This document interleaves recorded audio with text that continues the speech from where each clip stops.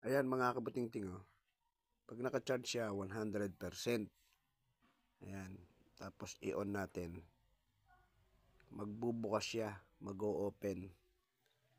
Pero once na tinanggal mo yung kanyang charger, yung cord, magba-blackout siya. Pag ganyan ang problema, yan ay Oppo A5s.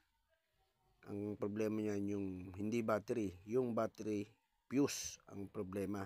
Ayan, oh. Tignan nyo.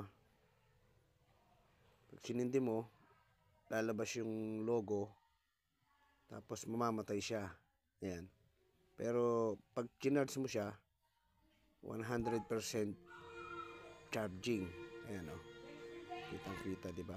Pero pag tinanggal mo yung charger, mamamatay siya. Fuse, battery fuse ang problema niyan, mga kabuting-ting.